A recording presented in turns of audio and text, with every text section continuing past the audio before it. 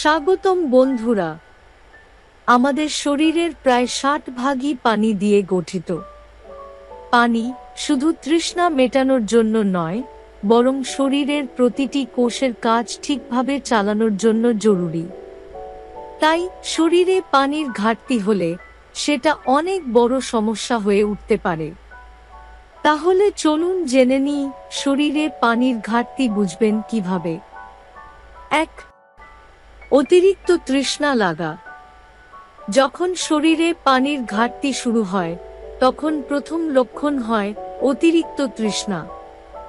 আপনি বারবার পানি খেতে ইচ্ছে করতে পারে, মুখ শুকিয়ে যেতে পারে এবং জিহ্বা খসখসে লাগতে পারে। 2. প্রস্রাবের রং পরিবর্তন। পানির ঘাটতির অন্যতম স্পষ্ট লক্ষণ হল প্রস্রাবের রং গা হলুদ বা গা কমলা হয়ে যাওয়া।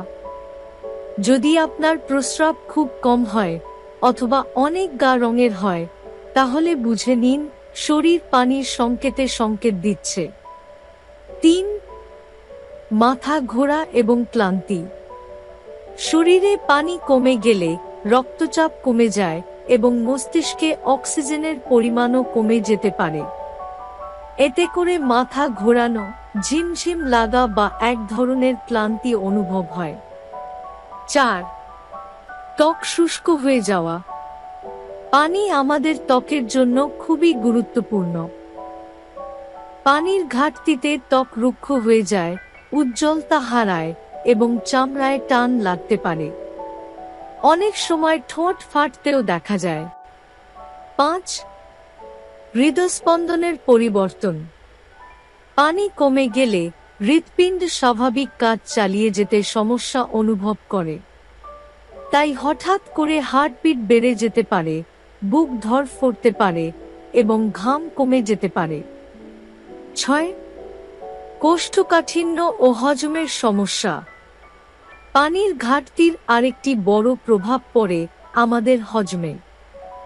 শরীরে পানি না থাকলে অন্ত্র ঠিকভাবে কাজ করতে পারে না, ফলে কোষ্ঠকাঠিন্য হয় এবং খাবার হজমে দেরি হয়।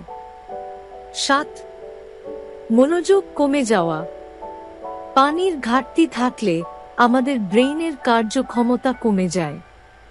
মনোযোগ ধরে রাখা কঠিন হয় এবং ছোট ছোট জিনিস ভুলে যাওয়ার প্রবণতা বেড়ে যায়। 8. শরীরের তাপমাত্রা নিয়ন্ত্রণের সমস্যা।